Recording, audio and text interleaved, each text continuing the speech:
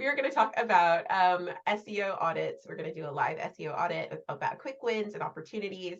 And there's me, Crystal Carter, head of SEO communications. There's Morty Overstein, the head of SEO branding at Wix. And we are also joined today by Angie, and I should have checked how to say your last name. I'm going to do my best. Nikolachuk? Is that right? Nikolachuk. Pretty close. Almost you just kind of have to commit when you Nikolachuk. start. There we go. Fantastic. Thank you so much for joining us for this fantastic session. So Angie's joining us from SEJ. I know a lot of you found out about the webinar from SEJ, from Search Engine Journal. It's a fantastic, wonderful publication, and we're so pleased to have Angie on board today to go through this. So if you've not joined us for a webinar before, if you are not Simon Cox, who comes to all of the webinars, then you might want to know that, yes, this webinar is being recorded. Sometimes people join late and they ask, is it being recorded? Yes, it is. There will be a YouTube link that is sent to you in the email following the recording as well, so that you can watch everything back. We're going to cover a lot of topics, and that's okay. If you don't take everything in just in the first instance, that's all right. We're going to go through a lot of things, but at the webinar, you can slow it down, you can pause, you can go back and forth as you need to. So go to the YouTube channel after the webinar to really get stuck into things. We have the chat panel, which you're all very familiar with and have gotten right involved in. We also have the Q&A panel. We have people who are answering your questions there. So if you have a question that comes up while we're talking about different websites and things, jump into the Q&A panel and we will try to answer them where we can. Anything that we're not able to answer, or any themes that we see in some of the questions that are coming up, we will try to answer them in the Q&A at the end of the session. Finally, to learn more about our future webinars, we do them about once a month.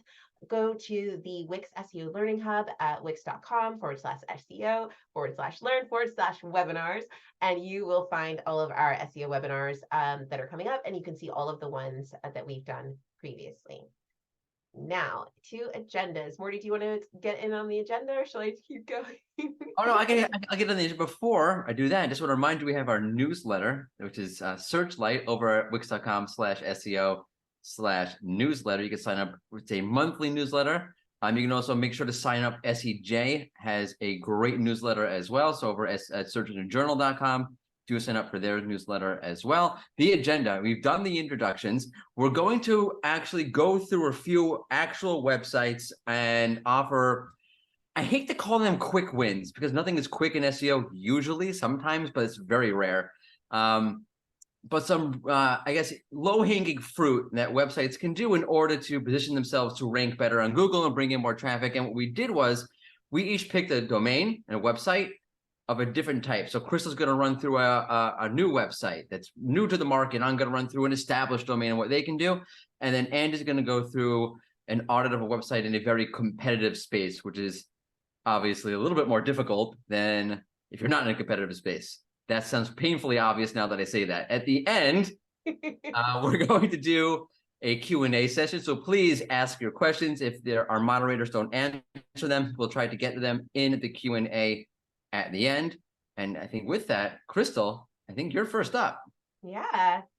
So we're going to share some links afterwards as well. It's all right.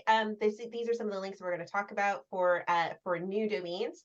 And if I can just stop sharing while I grab this link for you.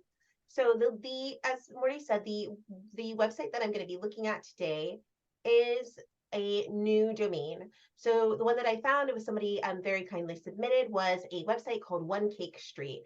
And One Cake Street has a lot of great things going on, and a lot of things that I've seen quite regularly for new domains and for folks who are new to managing a website, and some of the things that they might want to think about while they're going through there. So you can see that this is clearly this is clearly optimized for their name. So they've got their logo up here, they've got their name here, they've got that sort of thing, contact us. It's very clear what they do.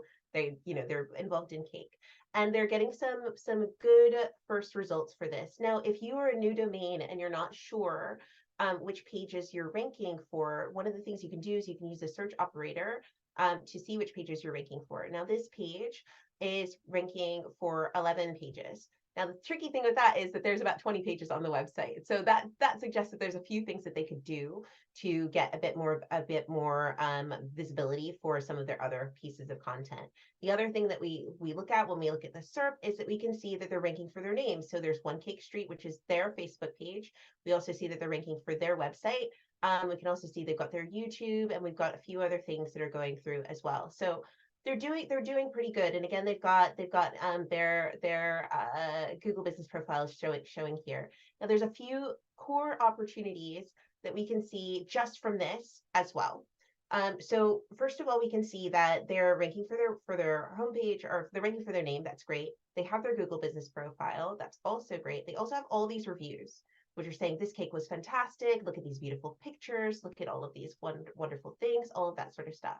One of the things that's tricky that new domains that I see really often for new domains is they very often don't have a lot of content. So this is their blog, for instance, and they're a little bit thin on content here. So they haven't got a blog here, but they could use some of the content that they've got from around some of their different profiles to create a blog or to create more content. Now, at the moment, they don't have a page that is talking very much about testimonials, but they could create a reviews page that pulls through some of these fantastic reviews from Google, and they could create a web page that has those reviews on them, talks about the reviews that they get, talks about how they manage their clients, and they could have that on their website. Similarly, they have a Instagram account, which has a great number of following. So they've got thousands and thousands of followers here. They're getting 800 likes on some of their things. And they've got some great content here. So another thing that they could potentially do is use some of their content, like they have their recipe blog here. This is a recipe that's got a full sort of breakdown of how to bake that cake, for instance, and it's got a video for that. And again, they could add that to their blog. So that's one thing that they could do, for instance, to get some content going on the blog. Once they have the content, they're going to need to do some things about links. So looking at this homepage, you can see that there's not many internal links. And if people don't know what an internal link is, essentially when you have a link that's underneath a piece of content here. Now, buttons and things are great, but line links are even better. So when you have line links through to the other parts of your content, it can help you to help Google to crawl your website, and can also help your content to be better discovered. Additionally, they've got a couple of technical SEO things. Now, I want to show you something. And again, if you're new to managing websites, and if you're new to SEO, this is something that you might not be that familiar with.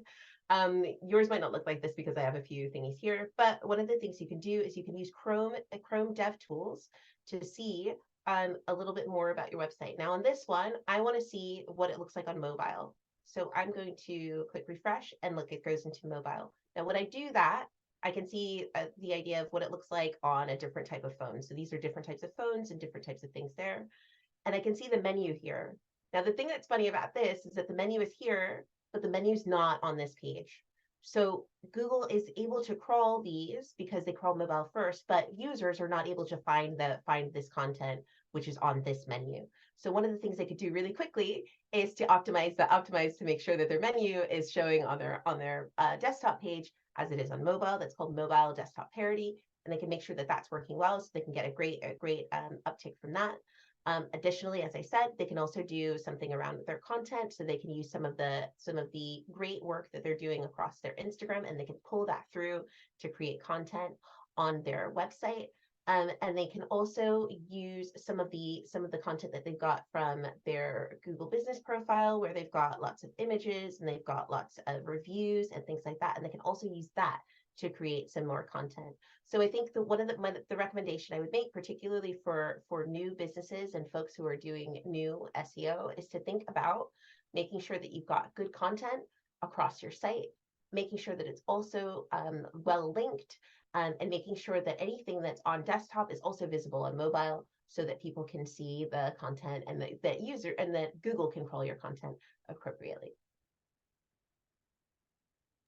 And that's one of the great things that you have in there, is that you're able to take content, say, from your Google business profile and repurpose the content. And if you're getting started and you're doing generally when you're running a new site or you're creating a new site, there's usually a gazillion things that you're trying to do all at once. And being able to be efficient and repurpose one piece of content in one part of the ecosystem, in this case, your Google business profile, and then to use it on your actual website is a win, because you just want to be as efficient as possible when you're getting started. Absolutely. And I had a few people ask a few questions just now. We'll get to them mostly at the end, but just to say, I spoke very quickly, but I think I had a couple of questions about a search operator there. So Google has lots of things called a search operator. I think Morty's answering that question now. There's also a tool called Chrome DevTools. So as I said, if you right click within Chrome, you can see, so if I escape from here, if you right click on any website in Chrome, you can see this. So essentially you click inspect and then you can see lots of things. You can see lots of things over here and stuff like that, but you can see what your website looks like on mobile, which is really good. And I think that in terms of repurposing content, yeah, it's a great opportunity, particularly if you're somebody like this business. And I see lots of businesses like this who started on social, got a really good start there, and maybe they think, okay, I should have a website now. And they think that all of the work that they did on social has to stay on social, and that's not the case. You can take some of those wins, you can take that content, and you can move it over to your blog. You can move it over to your website so that everyone can see all of that content, including Google. Yeah, another really nice thing about reusing that social content is you can almost use it as a really good litmus test. So you can use it to figure out what your audience actually likes on, in general. Right. But if you notice big differences between your social audience and your website audience, you can kind of find different opportunities that you might be missing too, which is always kind of nice. Yeah, absolutely. And that testing things, for instance, if you test something in a short post, or if you test a blog like this one, for instance, has 518 likes, like that's going to be a pretty good post on your website.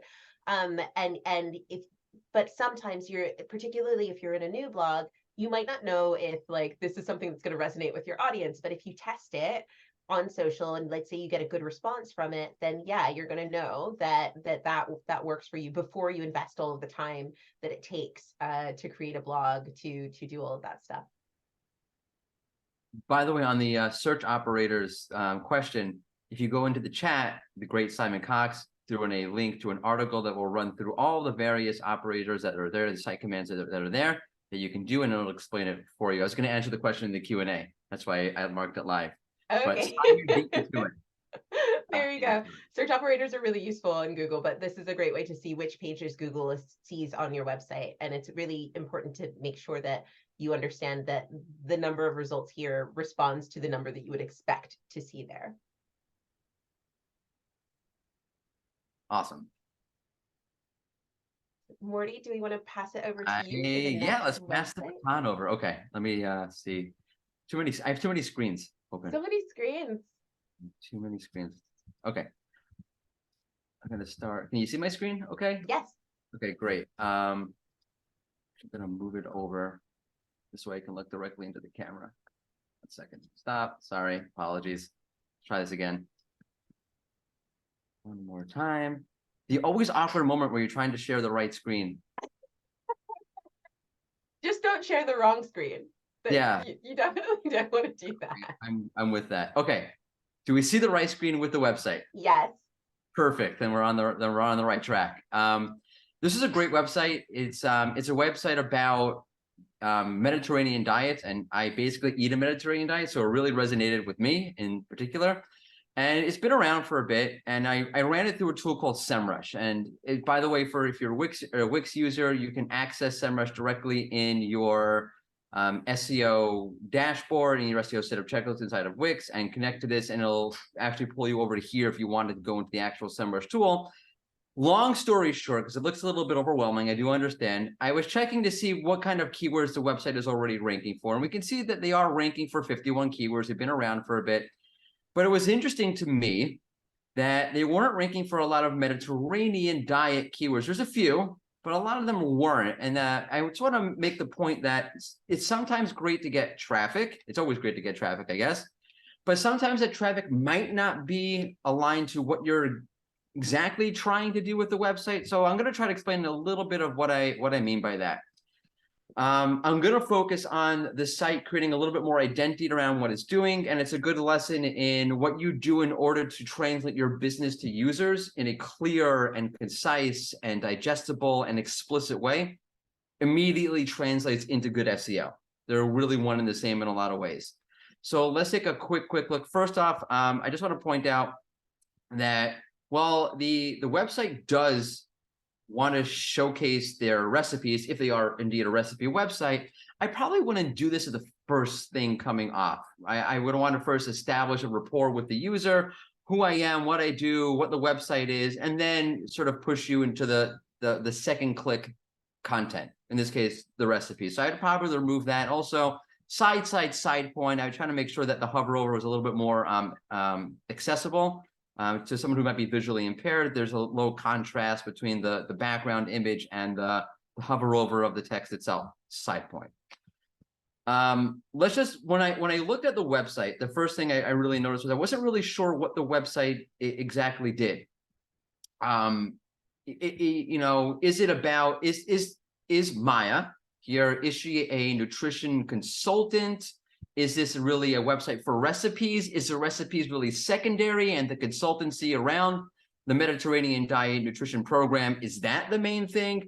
It wasn't very clear to me. And if it's not clear to me, I think I'm generally smart. It's definitely not clear to a bot, and it's not clear to Google. And we have to make that a little bit clearer. And so one of the first things I would do is move this down the page, this little recipe repeater up here, pull it down the page, and I would have a more explicit H1, right? Maya, Mediterranean nutrition consultant, or Mediterranean, healthy Mediterranean recipe, or whatever it is.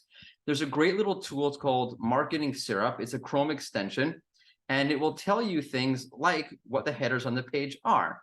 And you can see there's an H2 of hi, I'm Maya, H3 rather, hi, I'm Maya. So we don't really have an H1 on the page. So the best practice is to have an H1 header on the page. The H1 header is like your overall title of the page as a whole.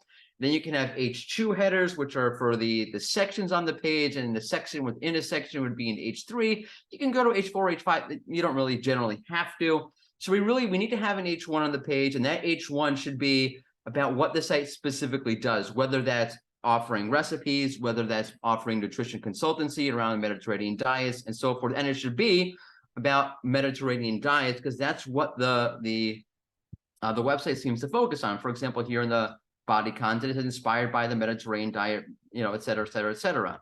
So that's really my first thing here, to really focus on the site identity, and to also do that in the title tag. The title tag is a piece of it's a tag that goes in the header of a web page, and it's sometimes, or usually, it depends what Google shows on the actual results page. So when someone goes to Google and they see this website, they will see this web page rather. They'll see Mediterranean diet and the name of the website. However, that's not very explicit. And by the way, even when Google doesn't show that particular title on the results page, because sometimes they do rewrite them, they still look at that in the HTML code to understand what the page is all about.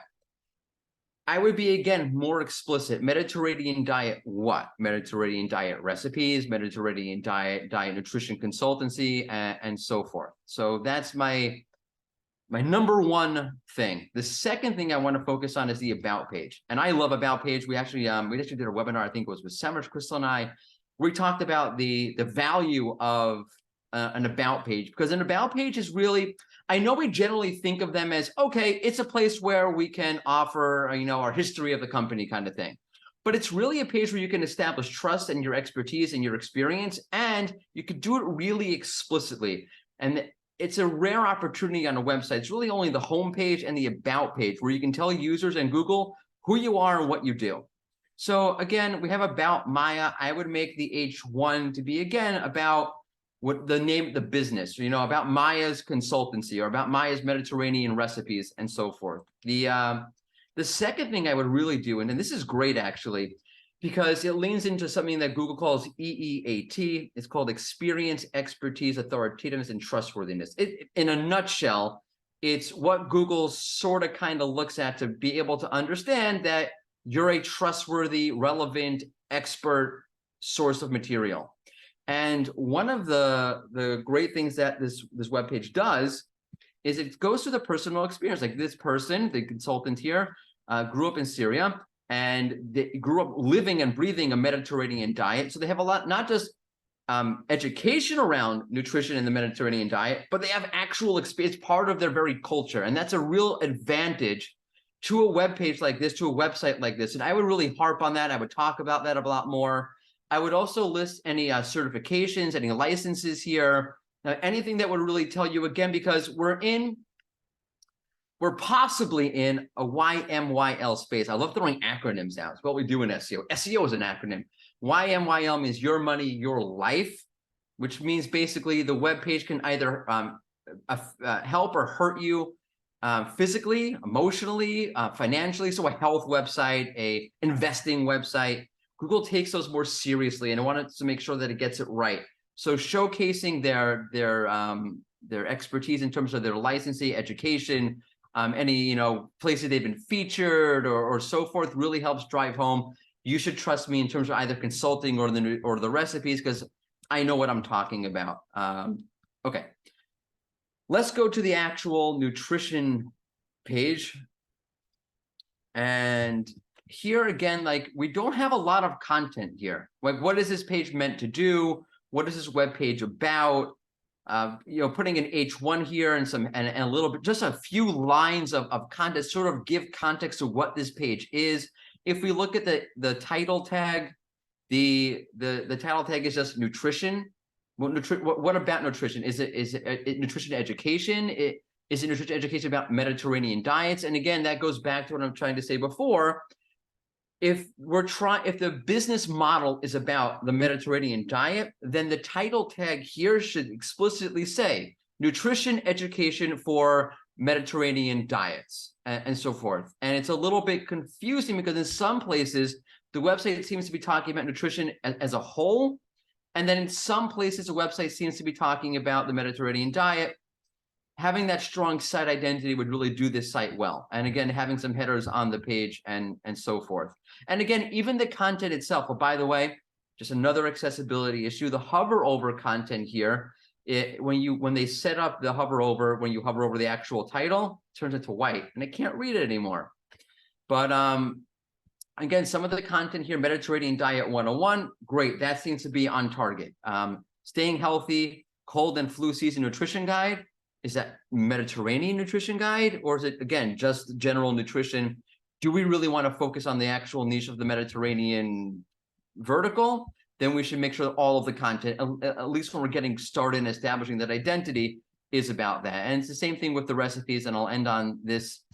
Again, a lot of the recipes do hit on the Mediterranean diet. A lot of them don't. Again, having they have the title here, Mediterranean diet recipes, and that's great. But then a lot of the recipes don't seem to be that. Maybe they are, but they should be explicit. So I know, okay, it's tacos, but it's the Mediterranean diet version of tacos. So I don't feel guilty about eating it. I love tacos.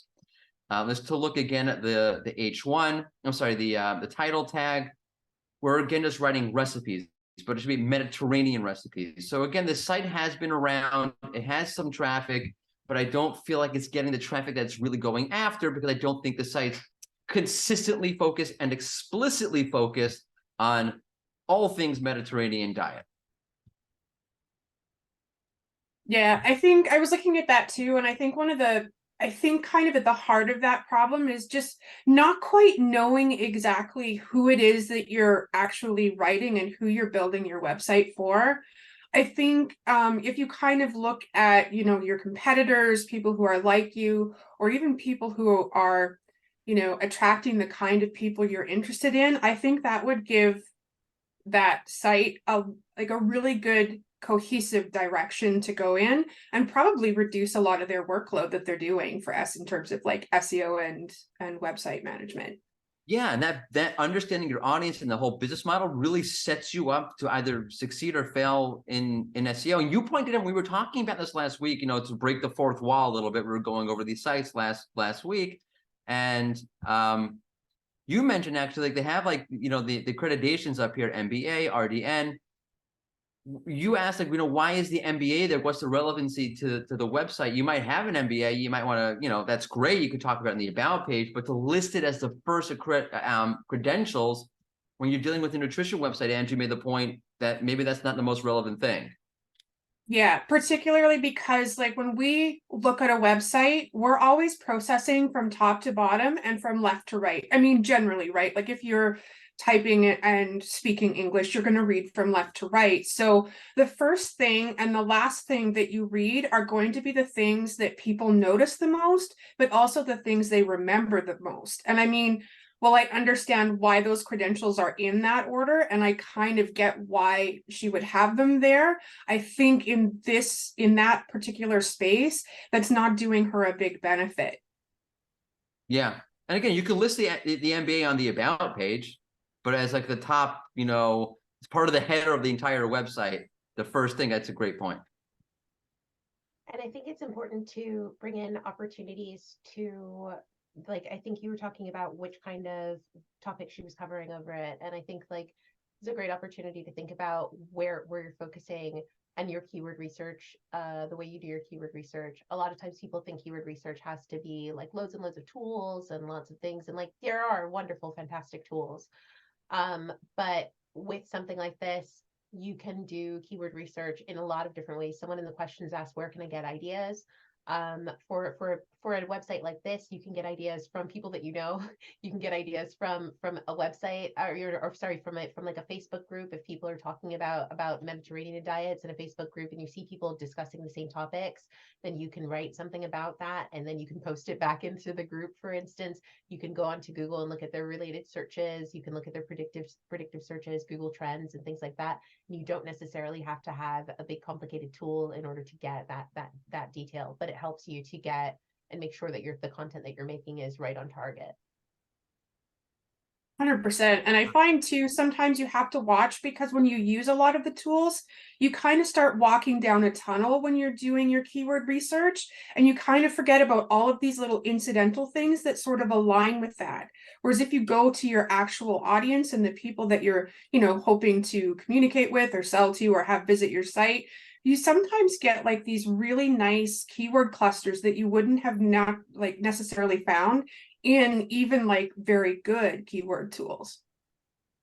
I always say this, like keyword research tools are great to get started, but you at some point really actually need to have some sort of inkling about what you're talking about or what's going on in that vertical, some way, somehow, in some shape or form. 100%. And the site I looked at actually is a really good example. But before I get into that, I will let you share your links and resources.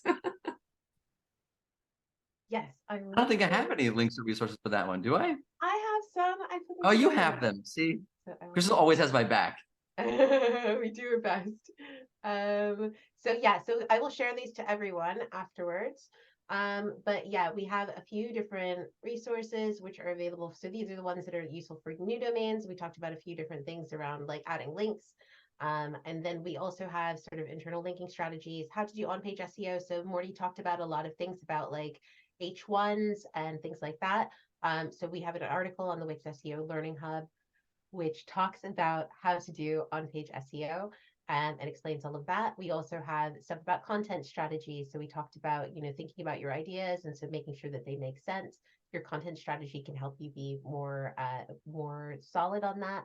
And thinking about building brand authority is also something that's worth considering and thinking, and that builds into the sort of, do you need to declare your MBA on your recipe blog? Maybe not. Unless maybe you're a business chef, maybe you're a chef for business people, that could work potentially.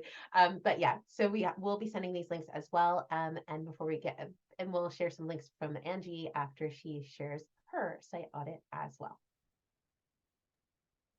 All right, let's see if I can share my screen.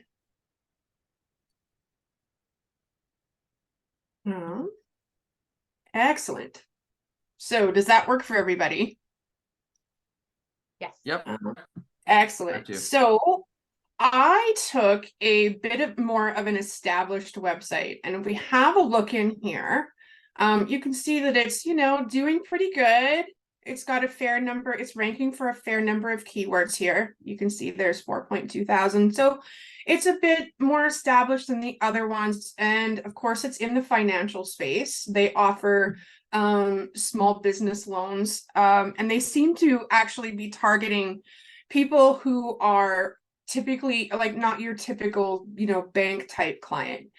So I had a look through their site operators and had a look to see what was indexed. And I noticed that what is indexed, what SEMrush is seeing and what Bing are seeing are quite different. So that was kind of one of the first quick little things I thought would be worth having a look at. Overall, though, I have to say that, like the on-page SEO was generally pretty solid. The if you can see here, the page titles and things were all pretty good. When I did a search for their name, when I did a brand search, I really liked that things like Trustpilot and stuff were showing up because, like Morty had mentioned with the diet website, financial is very much your money or your life content. So things like trust and, showing that you are who you are and that you're good to work with, super, super important. Authority and experience were absolutely huge. One thing I did notice when I went running through the website was backlinks. And when I went through their backlinks, I noticed that they had some really, really nice links. But it's probably worth spending some time for them to do a bit more a bit of link building. And I will tell you why. One of the reasons for that is one of the good ways to build some links, particularly to these types of sites, is through things like, videos and stuff. They've got a ton of customers. If we go to their Instagram site, they have a ton of like really nice, quick testimonials, but we don't actually know anything about these people, and that's kind of a shame. I realized that things like, keeping people, keeping their identities and stuff safe is really important, but I think there's always nice ways to get around it. One of the really good examples of how to tell personal stories without, outing a person is Humans of New York. I'm not sure if people have seen that, but years ago it was really, really big. And when they started particularly, they were really good at showing pictures and telling stories without actually getting into the identity of the person. So it focused on their story and kind of, their issue, right? The other thing I noticed when I was on the site has to deal a lot with the content. So you can tell that a lot of this content has been written to help customers and also to help kind of rank in the right places. And that is fantastic. But here's one of the things I noticed. One of these, where is it here? Is it this one? One of these talks about great business ideas for women, or for women-led businesses, or something to that effect. Great business ideas for women. The ultimate guide to business ideas for women. And here's the thing that sticks out to me. If I'm looking for a business loan, I already have an idea of what I'm doing as a business. So this might not quite be what you want to, like, this might not be quite attracting the traffic that's going to qualify you, right? It might be generating tons of traffic, not necessarily people who are quite there yet, but it is really good for that, if they're just getting started. But when I looked through the keywords that they have,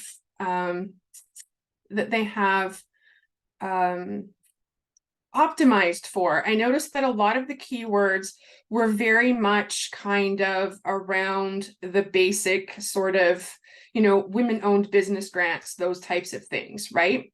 So one of the suggestions I actually have is that when you are doing your content research, and also when you're looking at doing your keyword research, if you expand that out a little bit and spend a little time doing, some competitive analysis, and also looking at the people who are not currently coming to the site, why are they not coming? Look for keywords that might attract those people, that might align a little better with what they're doing, right? These people are not in, like, anybody who's got a business idea or doesn't have a business idea yet is probably not close enough to even be thinking about a loan. Another thing I was thinking about was, what other types of things do people need to know when they are getting a business loan, right? So I need to know, am I ready for a business loan? In fact, that might actually be one of the main pages you want to add in here somewhere, particularly in sections like this.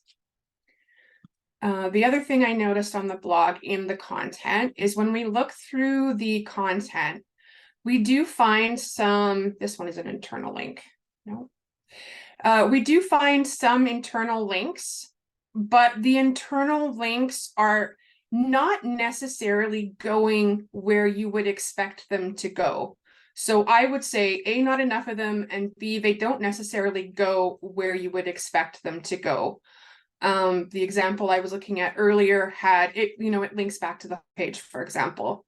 So I would think about when you're setting up your internal linking, Morty actually shared some really good tips on that. But when you're thinking about your internal linking, think about the journey very holistically. If I'm landing on, alternative business loans and financing, what kind of problems am I experiencing? I'm betting that's going to be something like, say, scaling up, for example. I have a proven idea and I'm having issues scaling up. So, if you have other posts that are along that line that follow that journey really nicely, it's well worth having a look at.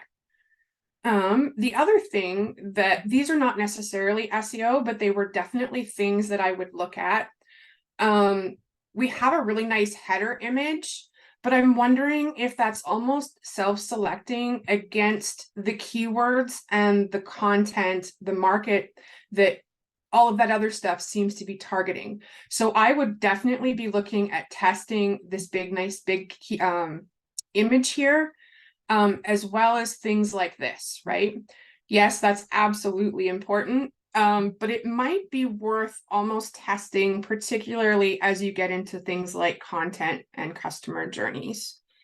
Another thing, when I looked at the blog, we have no way to kind of filter and kind of go through things. So from a usability standpoint, it might be worth considering having something there that kind of divides it at least by audience, right?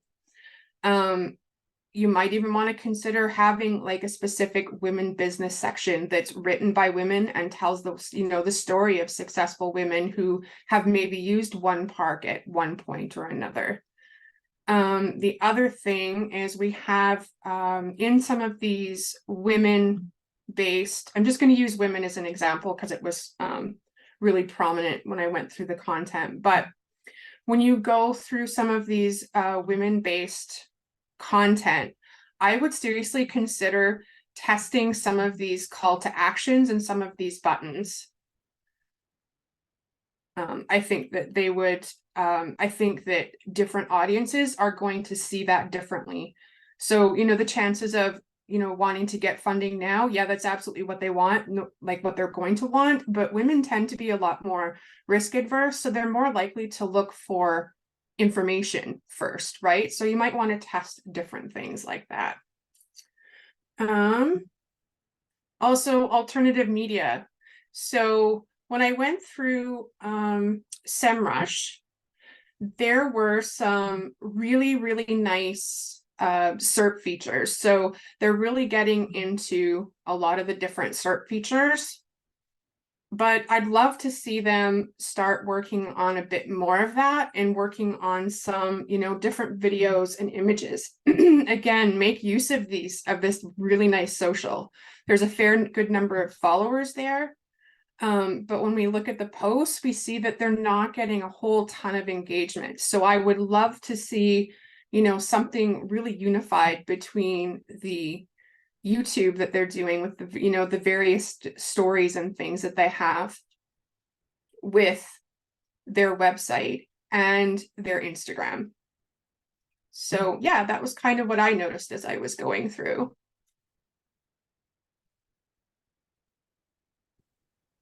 I think that's some great insights on a competitive niche. I think one of the things that a lot of people forget is that with SEO, you can test things. And you mentioned testing a few times. And I think that sometimes people treat websites like they're print, like, you know, you print a book and then it's done. But with a website, you can publish it, then you can watch it for a little while, and then you can see how people respond, and then you can re-edit it and resubmit it, republish it. You can go, oh no, actually maybe not green, maybe blue, or maybe not this H1, maybe a different H1, that sort of thing. Yeah, 100%. And I mean, you know, the other thing is I notice, I don't know about other SEOs, but I know like for me, if I'm working on a website, I kind of start testing and I kind of start getting sort of tunnel vision. So I'll start working on one thing and I'll work on that for months. And then all of a sudden I test something and it's like, oh, wait a minute, I bet you it's caused by this other thing, right? You know, or I will focus on a specific, you know, ranking factor, for example. Let's say I'll focus on, you know, title tags, for example, on a website. But when you're testing title tags, sometimes you pick up on, you know, an accidental phrasing that works better, or, you know, a different strategy that then leads you to another, you know, another thing that, you know, might pay off more, might have bigger bang for your buck, for example. And it's not always clear sometimes which thing is the you know, what caused the result. Throw the But kitchen sink at it. yeah, exactly. So I think that it can sometimes be important to sort of test and maybe test again. So test if you have one website, then it's kind of tricky to test it on lots of different things.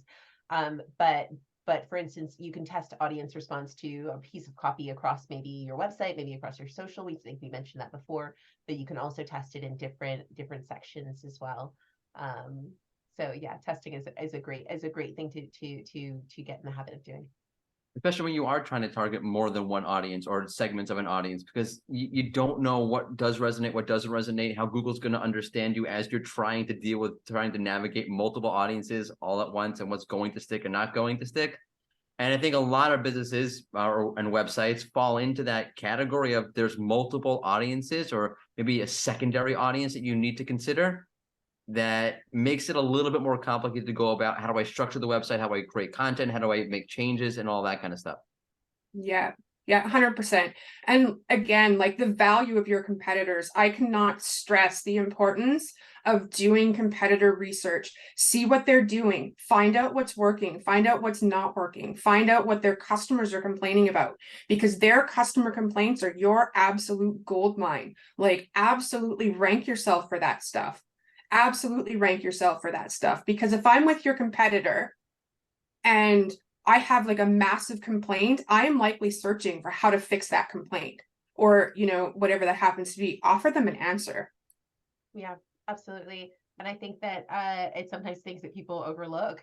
So that, you know, maybe they don't want to face the ugly truth, as it were. So it could be a good opportunity for you. And I think also sometimes people forget, if you are a new domain, if you're going into a new space, you can also look at your potential competitors. So like maybe you haven't launched your website yet. You can look at the kinds of things that the kinds of pain points that people who are looking for that kind of product are experiencing. You can look at the pain points from people who are in that vertical and what they're experiencing, in order to get a good idea of what works and what works best there.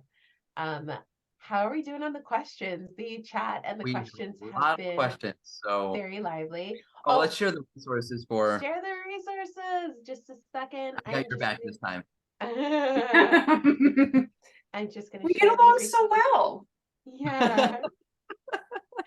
So we're just going to share these resources. So as I discussed, we are going to be sharing this content with you after the webinar. So these were the ones from Morty, and after the webinar, we were going to be sharing this deck, which includes all of these links. So we have EEAT article, which is from the Wix SEO Learning Hub, but we also have some great content from SEJ.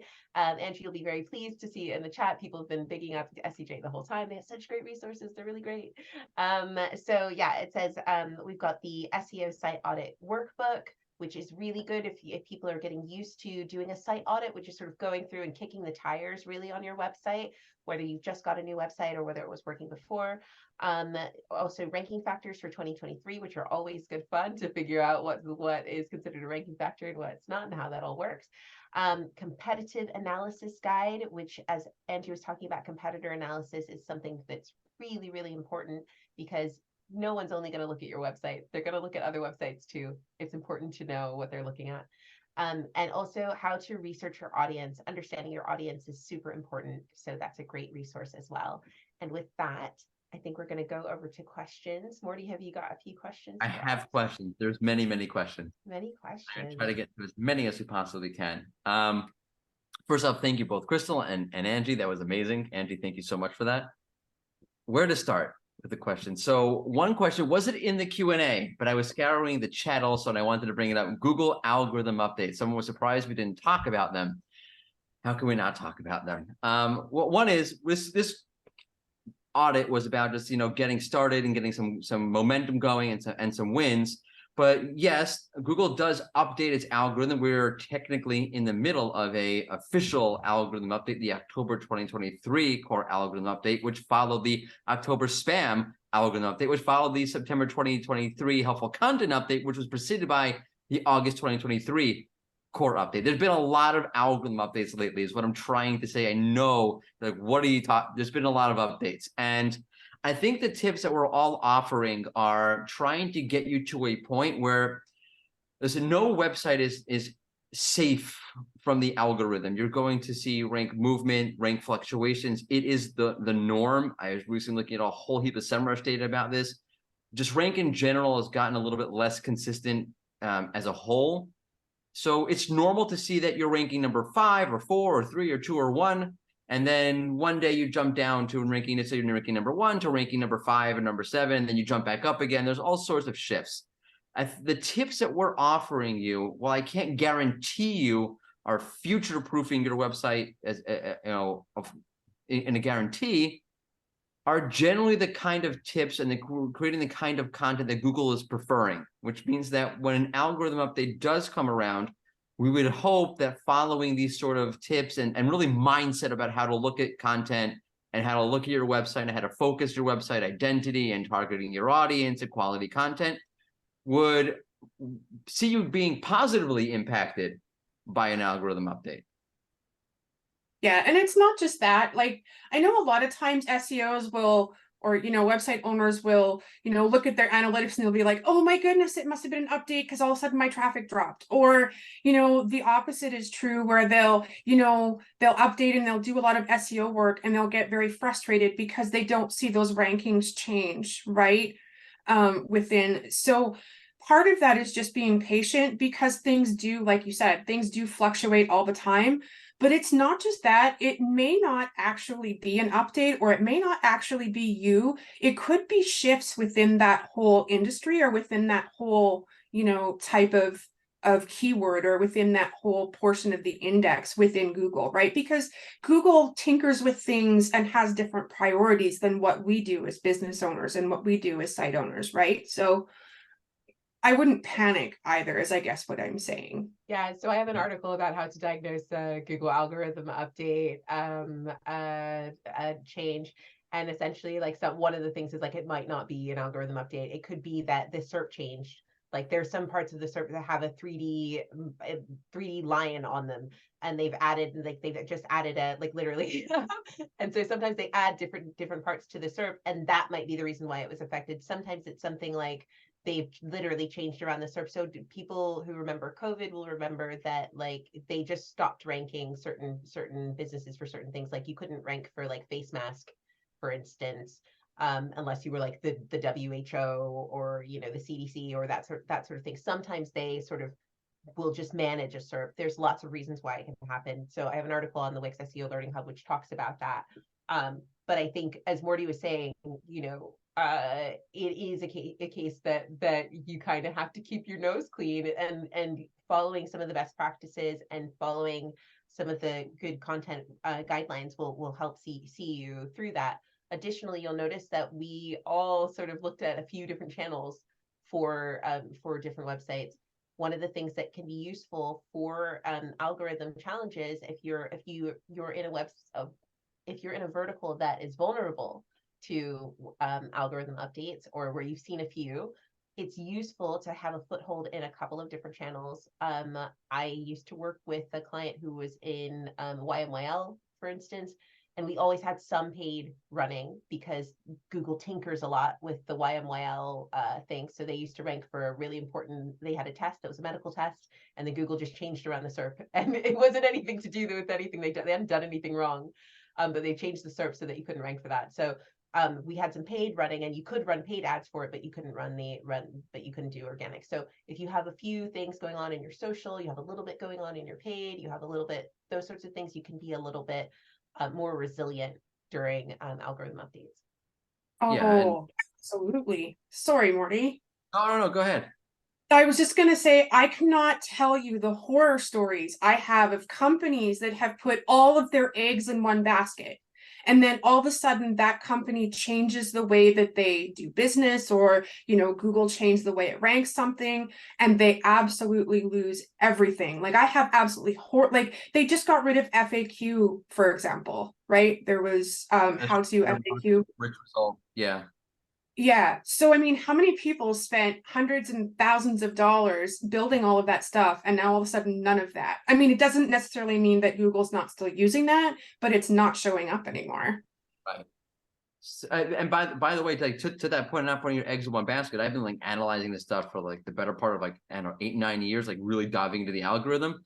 There are simply keywords, and I've seen this literally 1,000 times over, where the rankings are just not stable for whatever particular reason, whether Google has a hard time understanding the content around or the intent around that keyword, whatever it is. Certain keywords are relatively stable with some movement, and certain keywords are just off the wall bananas. You will never, no matter what you do, be able to rank consistently, because just Google themselves is having a hard time with that keyword.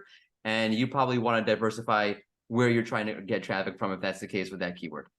Let's get to some other questions really quick. So I wanted to ask about why, Kristen, you said that the line links for internal links are better than a button. Okay, so Google perceives line links differently from buttons when they're crawling them, and so it's easiest for them to crawl the line links, and it's really easy for you to add them. So if you have an important piece of content, I would highly recommend that you also add a line link, even if you have a button, to make sure that that Google can crawl it in the most effective manner. Sometimes a button is to do a thing, a link is to go to a thing. So if you want someone to do something, like to open a form or to open a window or something like that, use a button. If you want to send someone from one page to another, use a link, and the line links are the best way to do that. From navigational point of view, things like related posts and like things like that have sort of those kinds of buttons, from a navigational point of view, that's great, but don't rely solely on those. They'll get crawled, of course, but they don't get crawled in the same way. So add a line link. Line links are your friends. Add them lots. Super easy. It'll take you 10 minutes to learn it, and it will improve the crawlability of your website immensely. I can't give away too many details because I don't want to get into trouble, but I can tell you that from testing, I can tell you that there are a lot of audiences who will click and buy through an inline link long before they'll ever click on a button. And I can't give you the space, but I can tell you that if it's spaces that tend to be a little bit, they have trust issues. From an audience perspective, the buttons themselves, research is showing that they're a little more suspect. They might have a little, like, your audience will have a little less trust in a button than they will in a link. And I'm not 100% sure why, but that's what I can tell you, like, from some research I may or may not be involved in. That's very hush-hush, Angie. It sounds quite intriguing. One thing I want to get to, a bunch of people have asked, so how do I do SEO inside of Wix? How do I implement? Is there a guide? I'm going to now, literally right now, throw a link into the chat to our Wix SEO guide. It's massive. It's like something like 90 pages. This is it's a So lot. look for the topic that you're looking for. It really goes through everything that we have going on inside of Wix. We're about to just update it again. We update it once a quarter. So expect some new things to be in there relatively soon. But it will help you walk through how to, let's say, update your title tag inside of Wix. So please have a look. If you have questions, I'm out there on Twitter and LinkedIn. Just ask me. I will be happy to answer whatever I can. Okay, on to that. And I think this one is for you. Finding user pain points, analyzing competitors. Just how do you go about finding user pain points? So I have a bit of a unique way, I think, of researching my users. So you have to keep in mind when you're looking through your client content, so like emails and things like that, or you're looking at your social specifically, you're already looking at information from people who have already converted. So that doesn't tell me a whole lot. That essentially tells me how my marketing is doing. So I don't do a whole lot of that at the beginning. When I'm looking for optimizing for user journeys and stuff, I want to identify examples, crowds, people, users, whatever, that kind of fit my idea of who it is that I should be converting and I am not. Paid ads is a really good way to figure that out. When I have that, I go through that language and I'm looking at what are they sharing? What's the language that they're using? What are the issues that they're having? What are the other things related to what I offer that they're searching and tinkering with? The language that they use when they're talking in general to when they're talking directly to you and they're a customer are going to be very, very different. And that difference is your sweet spot, right? Because that difference is what you haven't been meeting. That's the needs you haven't been meeting yet. So I spend a lot of time kind of digging through a lot of content, particularly social, at least up until recently, has been fantastic. I will essentially crawl a ton of that. For people who don't have those kinds of technical skills, or, you know, they're not quite there yet, just go through and just have a look to see when you go through a forum, if you go through a social network or something, what are people talking about? What are the issues that they're facing, right? You know, for the cake industry, for example, you know, a really big thing is, you know, what are they getting versus, you know, what are they paying for, or what is their dream wedding? How does that fit into things, right? So you have to just kind of think very, very holistically. If you are like really, really new and really, really tiny, just simply have really nice open conversations with people that you know, right? If I want to start a baking website, I will literally kind of like watch at the local bakery to see who comes out, and I'll just say, hey, look, can I ask you a couple of questions, you know, and just be really open and honest. And 9 times out of 10, they will answer you, right?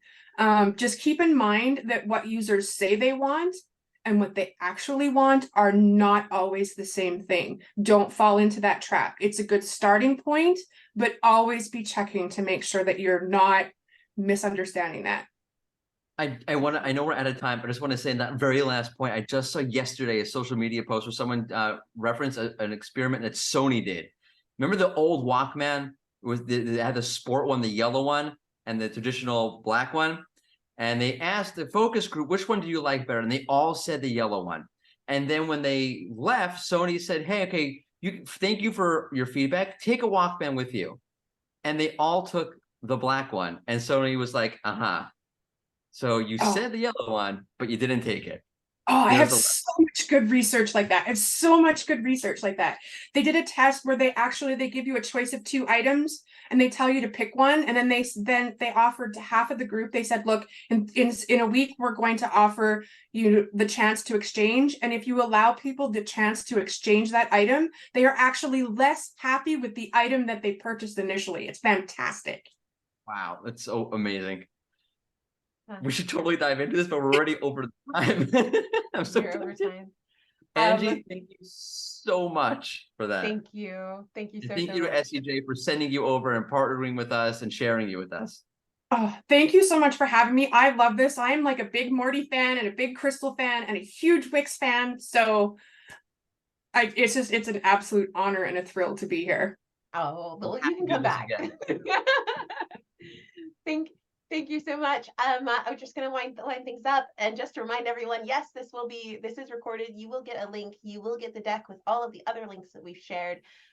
We will also email it to you and it will be on YouTube. So you will have all of the things that you need to get going with your quick wins. Thank you so much to Morty, to Angie. Thank you to everyone. Bye. Bye, everybody.